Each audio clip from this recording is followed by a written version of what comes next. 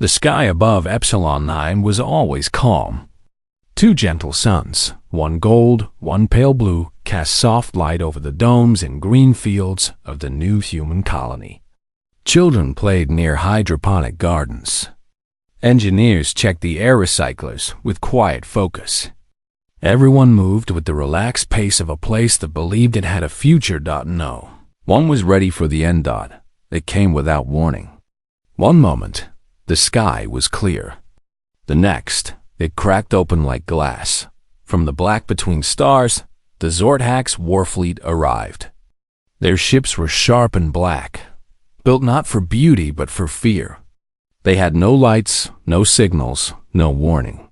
They simply appeared and began to kill. The first strike hit the outer habitat ring. A beam of superheated plasma turned homes into vapor in seconds. Screams were cut short by silence. Then came the rods, long, heavy spears of metal dropped from orbit. They punched through the ground like fists through paper, tearing apart roads, farms, and shelters. The earth shook. Fire spread. Smoke filled the air. Epsilon 9 had no weapons. Earth had made sure of that.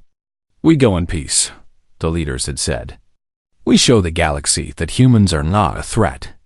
And so, the colony was built with open hands, no guns, no warships, no defense grid. Only hope. Hope did not stop the Zorthax.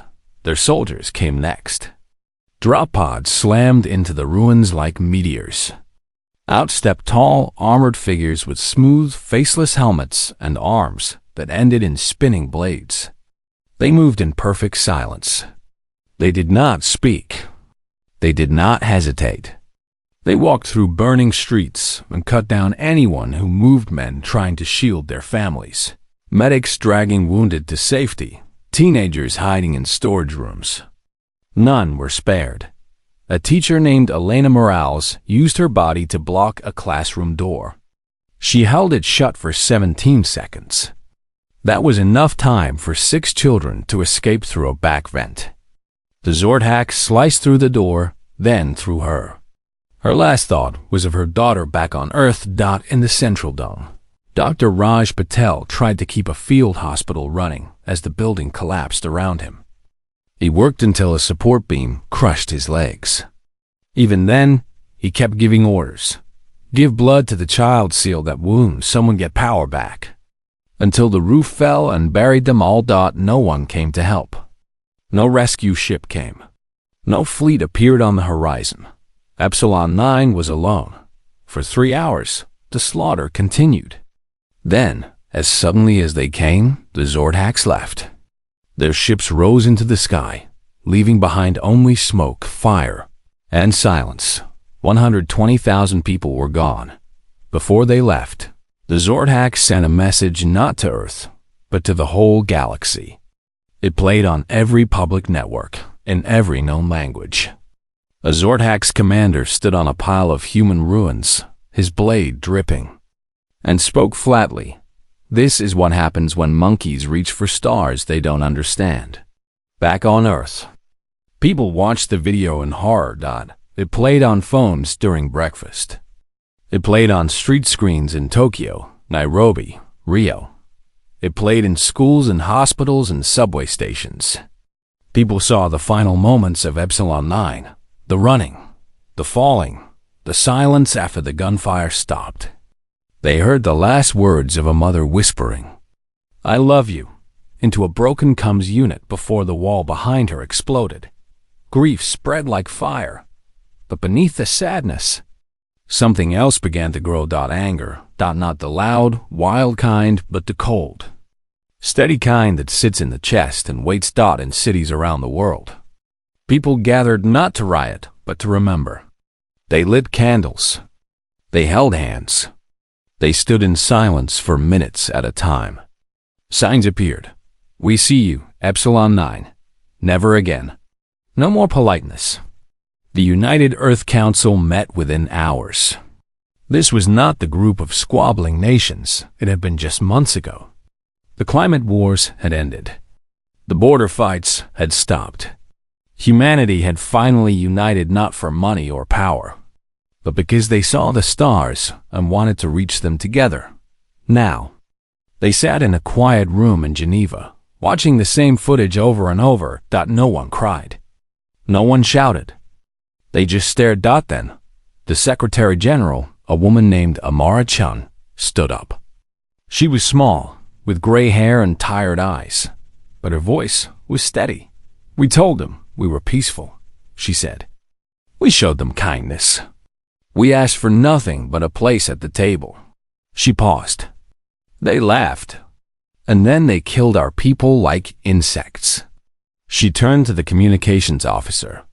"Send this to every system that can hear us. To the Concorde. To the Zordhaks. To everyone." The officer nodded. A single message was broadcast from Earth's main array. It was not long. It was not angry. It was just 3 words. "We hear you." Across the galaxy, most ignored it. The Galactic Concorde filed it under emotional response. The Zordhaks mocked it in their war rooms. The monkey squeaked, one general joked. They thought Earth was broken. They thought humans would hide, beg, or disappear. They did not understand humans. On Earth, those 3 words were not fear. They were avowed. The next day, everything changed. Factories that made electric cars began making armor plates. Solar farms were retooled to power weapons. Schools added engineering and combat strategy to their lessons, not to teach war, but to teach survival. Retired pilots came back to train new ones. Fishermen offered their boats to test stealth coating in rough seas. Farmers grew extra food to stockpile. No one was ordered to do this. No law forced them. They just did it, because they remembered Epsilon-9. In secret labs under mountains and oceans. Scientists worked day and night. They studied every scrap of alien tech ever found. They pushed physics to its limits. They built things no one had thought possible: ships that bent light to hide, missiles that warped gravity, drones that could think faster than a human blink. The galaxy still thought of humans as young, soft, and harmless. They were wrong. Humanity had been kind because they chose to be, not because they were weak. Now, they chose something else. In orbit above the moon, hidden behind old satellite junk, the first real warship began final tests. It had no name yet. It had no flags or symbols, but carved into its hull, in tiny letters only a human would notice, were the names of every person who died on Epsilon-9. 120,000 names. 120,000 reasons. 6 months passed. Concorde continued its investigation. The Zordhaks grew bolder. They raided trading posts, threatened neutral worlds, and laughed at Earth's silence. Then they made their biggest mistake. They set their sights on Mars. Mars had small research bases, mostly scientists studying dust storms and old riverbeds. No army, no defense. An easy target to prove that Earth was still helpless. But Mars was not what it had been. While the galaxy talked, Earth built. While the Zordhaks boasted, humans trained. While the Concorde debated, humanity prepared. And as the Zordhaks fleet moved toward Mars, Earth did not send a warning. It sent nothing at all, because words were over. Now, only actions mattered, and humanity had been waiting a long time to show the galaxy what they were truly made of. For 6 months, Earth said nothing. No speeches, no threats, no pleas to the Galactic Concorde. To the rest of the galaxy, it looked like humanity had vanished into shame or fear. News channels across alien worlds declared that humans were broken, that they would never recover from the loss of a Psilon-9. Some even said the species would retreat back to their single planet and never reach for the stars again. But on Earth, silence was not defeat. It was work. In cities once filled with traffic and noise, Streets now ran quiet before dawn as millions walked or cycled to factories that never slept. The great shipyards along the coasts, once building cruise liners and cargo freighters, now hummed with a new purpose. Robotic arms welded titanium alloy frames into shapes no civilian ship had ever taken. Inside domes buried under the ice of Antarctica, engineers tested reactor cores that pulsed with unstable energy, pushing fusion limits far beyond safety margins. "We don't need safe," one scientist muttered, wiping sweat from her brow. "We need fast. We need strong." Schools changed overnight. History classes no longer ended with the 21st century. They now taught orbital warfare, signal jamming, and how to tell friend from foe in zero gravity. Children as young as 10 learned to rebuild comms gear with their eyes closed. Teenagers trained in simulators that dropped them into battle scenarios where hesitation meant death. No one called it military school. They called it prep. Governments that once argued over water rights or taxes now shared everything. Raw metals from Africa, rare earths from Australia, power from fusion grids in Iceland, data from quantum servers in Singapore. All of it flowed like blood to the heart of one mission: protect what was left. Avenge what was lost. No one had to be ordered. No leader gave speeches demanding sacrifice. People simply gave what they could because they remembered the faces from Epsilon 9, the final video of a boy hiding under a table, whispering, "Mom, are you coming?" Before the screen went dark. In underground bunkers beneath the Rockies, the United Earth Defense Command, once a paper-thin agency with no real power, now ran 24-hour war games. They studied every scrap of data on the Zordhaks, their ship patterns, their attack rhythms, even how long their soldiers paused between kills. Human analysts noticed something others missed. The Zordhaks were predictable. They followed tradition. They repeated tactics. They believed their enemies would act with honor or fear. Humans would do neither. While alien fleets relied on centuries-old battle doctrines, Earth's new AI-driven command network named Janus, after the two-faced god, ran millions of simulations per second. It tested every possible move, every weakness, every trick. It learned to mimic Zordhak signals to lure them into traps. It mapped gravity wells to hide human ships. It even studied how solar flares could blind enemy sensors. And then there was the tech teams of engineers and hackers, many of them former gamers.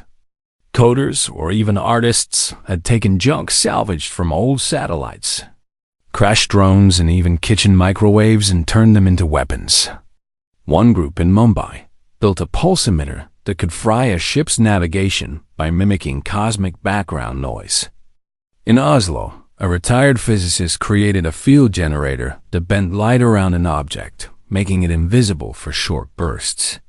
It wasn't perfect, but it didn't need to be. In war, surprise was worth more than perfection. The biggest breakthrough came from a quiet lab in Chile. Scientists there had recovered a damaged Zordhaks data core from a scout ship that had strayed too close to Jupiter and been torn apart by storms. Inside, they found fragments of their gravity tech. Humans couldn't copy it fully, but they didn't need to. They just needed to break it in a new way. They built shear missiles, small, fast projectiles that didn't explode. Instead, they twisted local gravity for a split second, tearing enemy hulls apart from the inside like paper in a vise. No shield could stop it. No armor could resist it. It was ugly. It was brutal. And it was human. All of this happened in secret. Earth's leaders knew that if the Concord found out they were building weapons, they'd be labeled warmongers. If the Zordhaks learned how fast humans were advancing, they'd strike sooner. So Earth stayed quiet. Ships were assembled in asteroid shadows. Tests were run in the far dark of the Kuiper Belt. Even communication was limited to tight beam, lasers that couldn't be intercepted. But not everyone believed in silence. On Mars, A young technician named Keiko Tanaka watched the night sky every evening. She worked at a low-gravity lab studying soil for future farms. But after Epsilon 9, she started spending her nights building something else, a network of old mining drones, rewired to carry microsensors and explosive charges. She called it Firefly Grid. It wasn't official. It wasn't approved. But if the Zorhax came, she wanted them to fly into a swarm of angry sparks. She wasn't alone. Across the solar system, humans were preparing in small personal ways. A chef in Luna City stockpiled protein cakes that could last 10 years. A poet in New Delhi wrote code for encryption keys. A fisherman in the Philippines taught his son how to navigate by stars in case GPS failed. Humanity wasn't waiting for heroes. They were becoming them. Back on Earth, the final pieces came together. The first true warship, named Resolve, was completed in a hidden dry dock behind Saturn's moon Titan. It was not beautiful. It had no smooth curves or glowing engines like Concorde vessels. It was blocky, dark, and covered in weapon mounts. Inside, it carried no luxury-only bunks, medical pods, and a control room where every screen showed live feeds from across the solar system. Its captain was once a deep-sea salvage pilot. Now, she stood on the bridge, running her hand over a small locket containing soil from Epsilon 9. "We don't fight for glory," she told her crew. "We fight so no one else has to whisper goodbye into a dead comms unit." And then, word came. The Zorhax were moving, not toward Earth, but Mars. They thought it would be easy. Just a few scientists. No defenses. A quick show of force to remind the galaxy who still held power. They didn't know that Mars now had eyes in every dust storm, ears in every radio wave, and teeth hidden in old mining tunnels. They didn't know that. Earth had spent 6 months not mourning, but sharpening dot as the Zorhax fleet crossed the asteroid belt. Earth did not send a message. No warning. No plea. Instead, in a command center buried under the Himalayas, a single order was given. Activate Project Icarus. All across the solar system, lights blinked on in places long thought abandoned. Drones powered up. Missiles armed. Ships uncloaked. The quiet forge was done. Now came the fire. The Zorhax fleet moved toward Mars with no fear. Their ships cut through the dark like knives through silk. They had done this before, struck weak outposts, crushed soft civilizations, sent messages written in blood and fire. Mars would be no different. A few scattered labs. A handful of scientists. No weapons. No hope. They were wrong. As the lead Zorhax dreadnought crossed the orbit of Phobos, something strange happened. The usual background hum of space traffic, robotic miners, supply drones, old satellites went quiet. Not broken. Not jammed. Just gone. Like the whole system was holding its breath. Then, Mars blinked. Not the planet itself, but the space around it. Tiny sparks appeared in the dust clouds. Old mining drones, long thought abandoned, powered up and spread out in silent formation. They carried no weapons the Zorhax recognized. Just small charges and sensors. The Zorhax ignored them. Toys, they thought. They were wrong again. The drones didn't attack. They waited.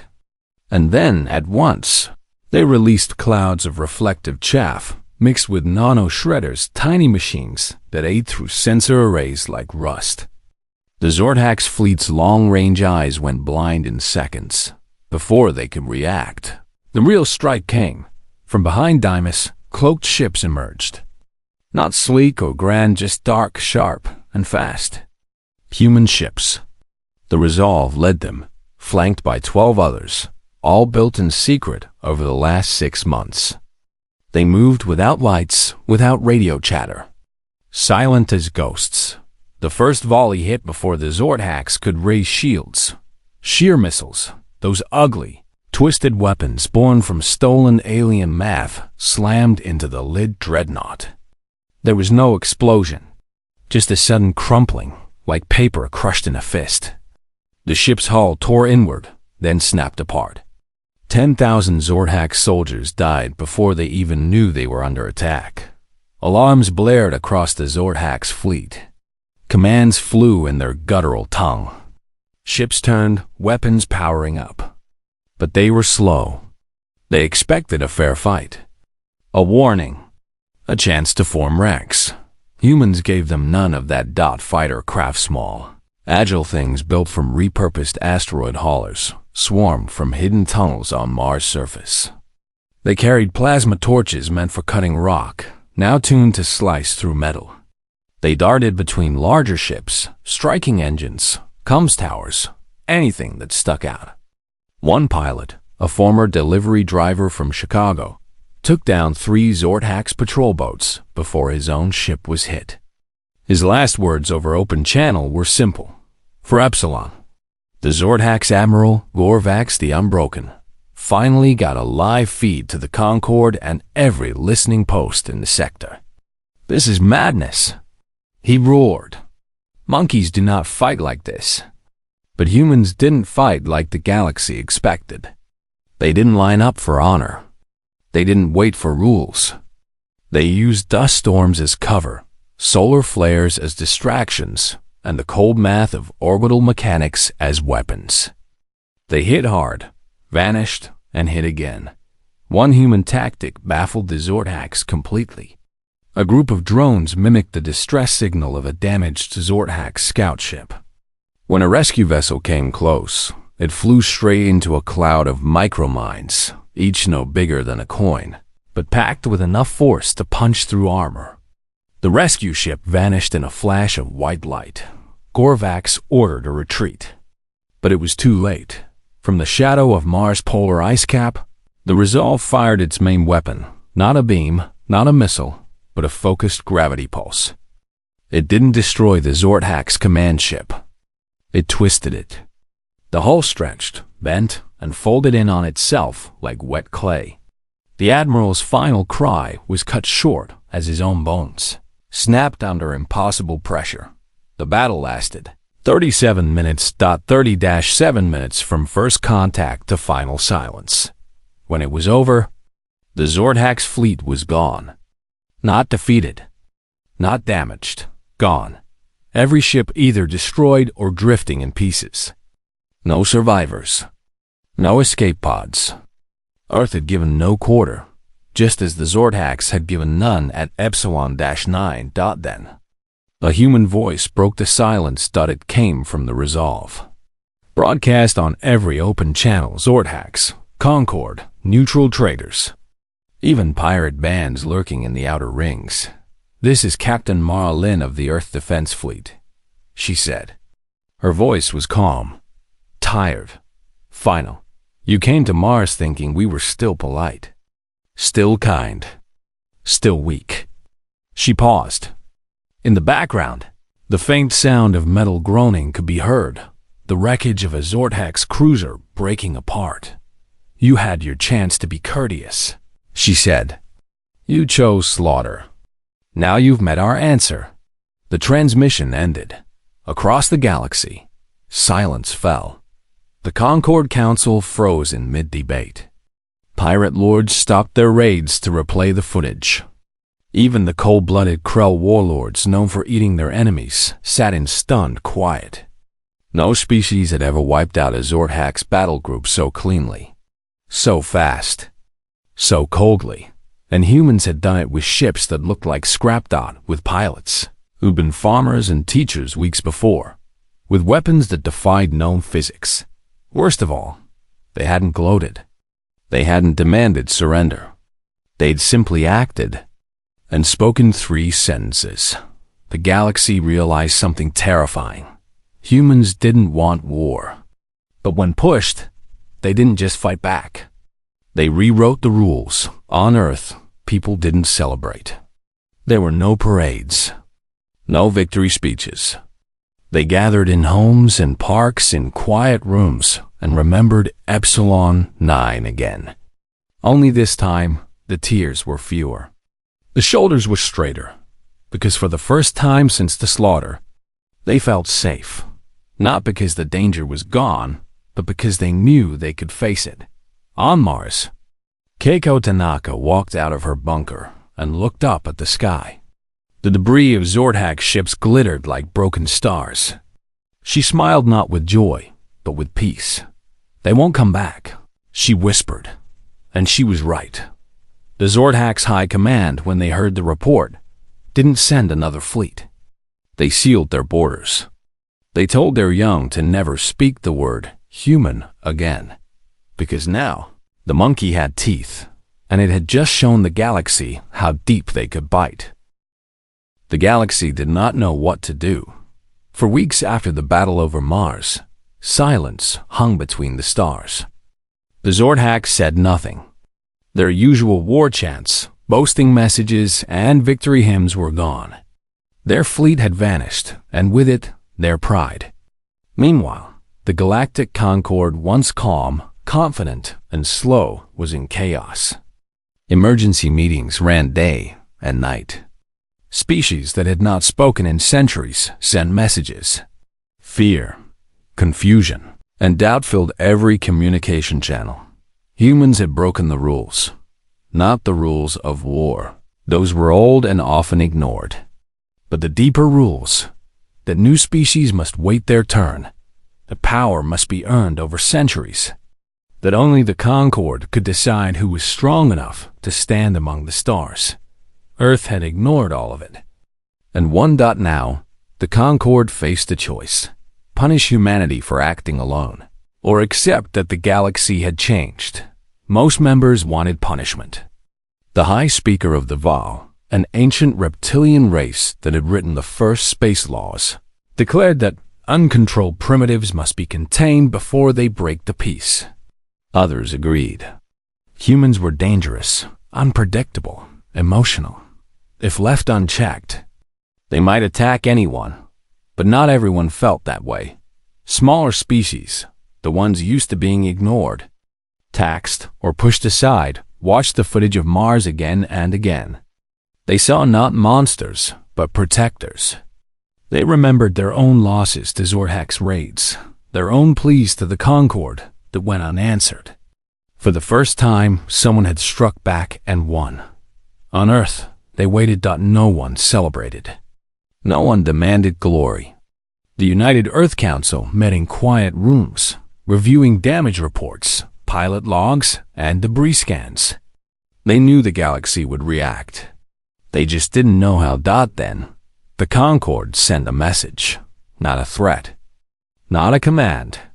An invitation. Earth was asked to send representative to the Grand Assembly on the neutral world of Cygnus Prime. The message said it was to discuss the recent events and restore harmony. Earth's leaders knew it was a test. They chose. Ambassador Li Xiao. Li was not a politician, not a general. She had been a linguist and historian before Epsilon 9, studying ancient human texts. She spoke 7 Earth languages and 3 alien ones. She wore no uniform, only a simple dark jacket and trousers.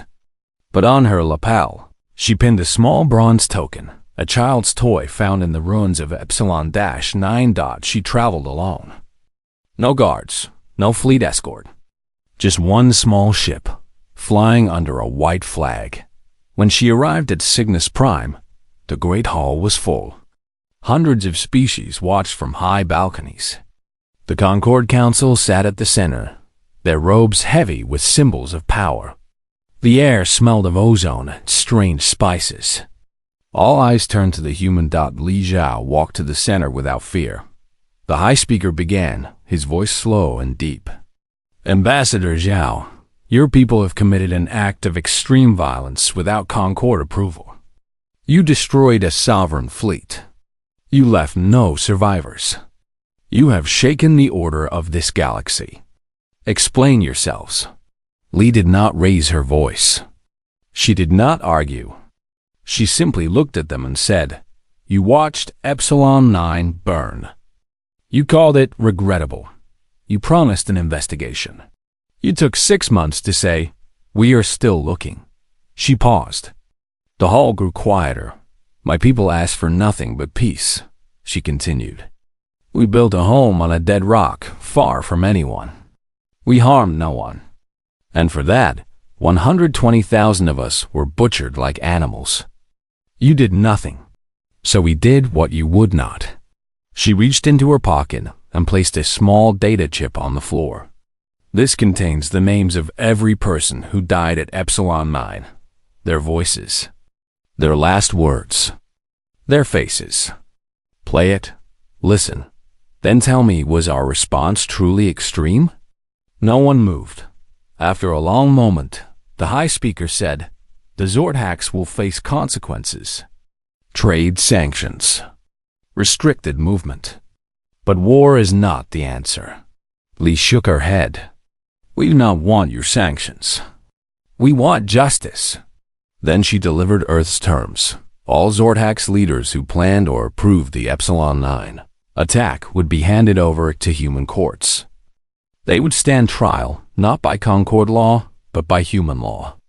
And if the Concord tried to stop this or protect the Zordax, Earth would consider it proof that they were no better than the killers themselves.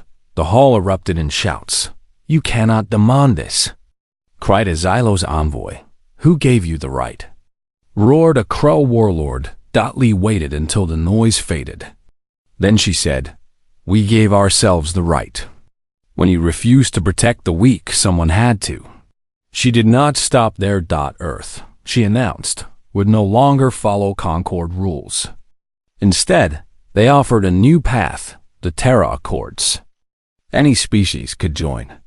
No fees, no ranks. Just 2 rules.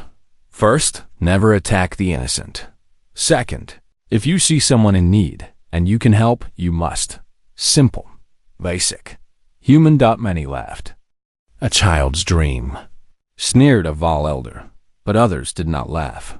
A small avian race from the Rimworld stepped forward. "We lost 3 colonies to Zordax slavers. The Concord did nothing. We accept the Terra Accords." Then a trader collective from the Dust Belt spoke up. "We will join." One by one, more voices added theirs. Not the great powers, the small ones, the quiet ones, the ones who had suffered in silence. The Concord could not stop them. Li Zhao turned to leave.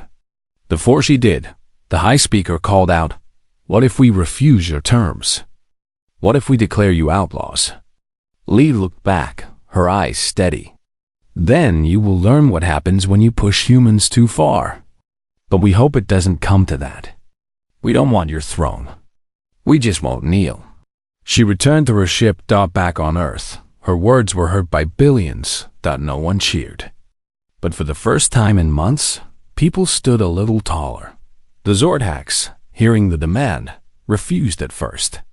Their high war chief sent a message full of insults, calling humans cowards hiding behind rules.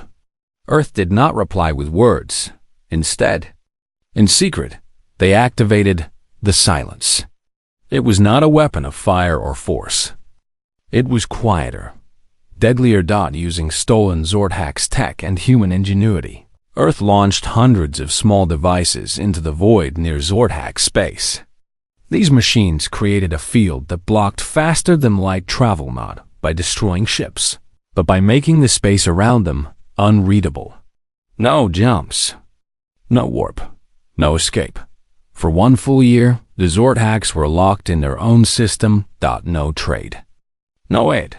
No way out. Their economy collapsed. Their fleets sat idle. Their people grew hungry. Within months, their own warlords turned on each other. Riots broke out. The High War Chief was overthrown by his own generals. Faced with ruin, the new Zordax leadership did what they once thought impossible. They surrendered. They handed over the names, the records. The commanders who had ordered Epsilon-9. Earth accepted them without celebration. Justice would come. Not with screams, but with facts. not with fire, but with truth. And as the galaxy watched, they realized something new. Humanity did not seek to rule. They simply refused to be ruled by cruelty. From that day on, ships flying the Terra Accords flag, just a blue circle with a white branch, began appearing on trade lanes. They carried aid, not weapons. They helped lost travelers, rescued stranded crews, and stood guard over weak colonies. The Concord still held power. But now, there was another choice, and more species began to choose Earth. The Zordax High Warchief did not believe in mercy. He had ruled his people through fear for 40 cycles, crushed rebellions with fire, and ordered the burning of Epsilon 9 with his own hand. When Earth demanded he stand trial, he laughed. He told his generals, "Let them come. Their ships are toys. Their justice is noise." But Earth did not come with ships. They did not send armies. They sent silence. The silence was already in place, a network of small, quiet machines floating near the edges of Zordax space. They did not shoot. They did not shout. They simply bent the rules of space itself, making faster-than-light travel impossible. No warp jumps. No emergency calls. No escape. At first, the Zordax thought it was a glitch. Then a trick. Then a joke. But as weeks passed, their trade ships failed to return. Their supply lines broke. Their colonies went dark. Panic spread. The great war machine that had terrorized the galaxy for centuries began to starve. Without new parts, their ships rusted in orbit. Without food shipments, their cities grew hungry. Without hope, their soldiers began to doubt. The Warchief ordered more raids, but there was nowhere to raid. Every jump point led to dead space. He ordered his scientists to break the field. They could not.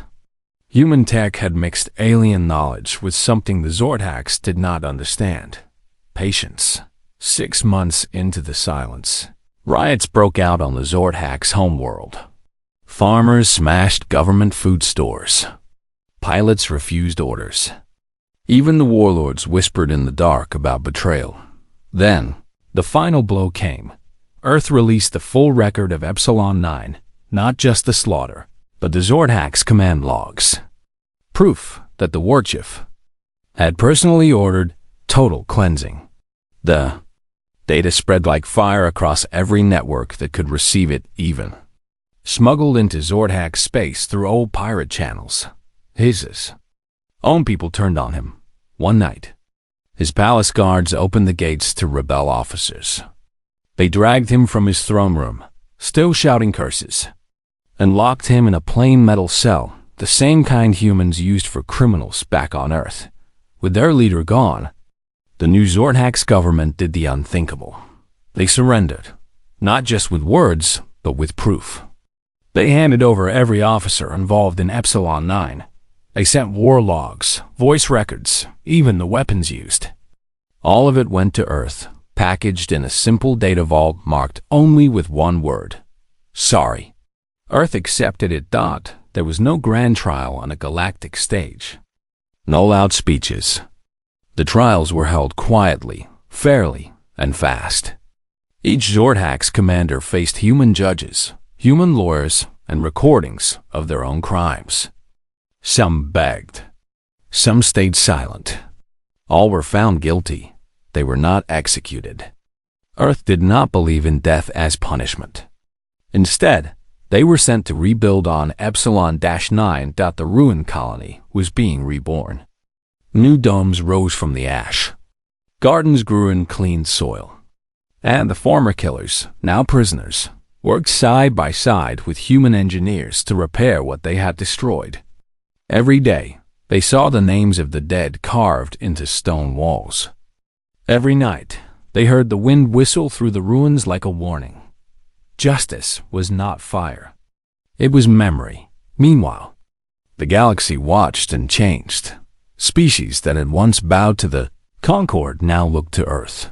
A small fisherfolk race from the Azure Belt asked for help protecting their reefs from pirate raids. Earth sent a single ship, not to fight, but to stand guard. A desert people on Core 7 needed clean water.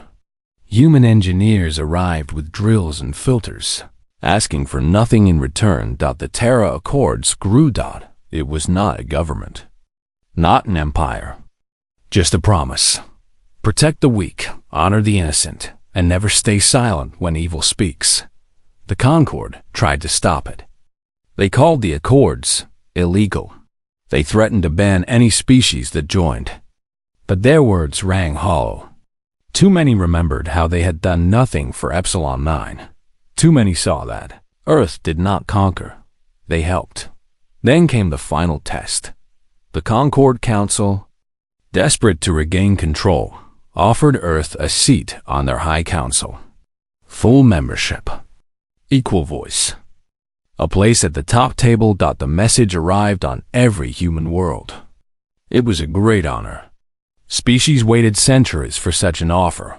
Earth's reply was short. It was sent not by a general or a president, but by a school teacher from Nairobi, chosen by public vote to speak for all. She stood before a simple camera, wearing a plain blue shirt, with children's drawings of stars behind her. "We thank you for the offer," she said, her voice calm. "But we will not join your table."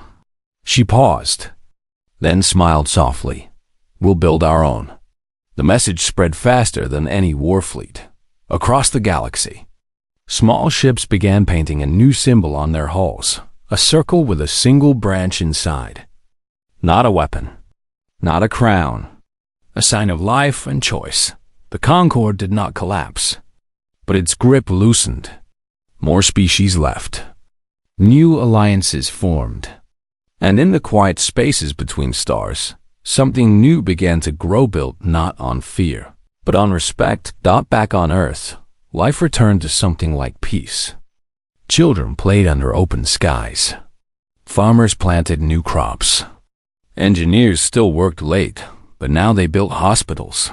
Not missiles. But they did not forget. Every year, on the day Epsilon 9 fell, the world went quiet for 1 minute. No traffic, no screens, no sound, just silence for 120,000 souls. And in orbit, the Resolve still sailed not as a weapon, but as a guardian. Its hull still carried those names. Its crew still stood ready, because humans had learned 2 truths. They would never start a war, but they would never lose one. The galaxy had once thought them weak, kind and foolish. Now they knew better. When Earth said, "We're done being courteous," they did not mean they would become monsters. They meant they would become protectors. And that, in the end, was the most human thing of all.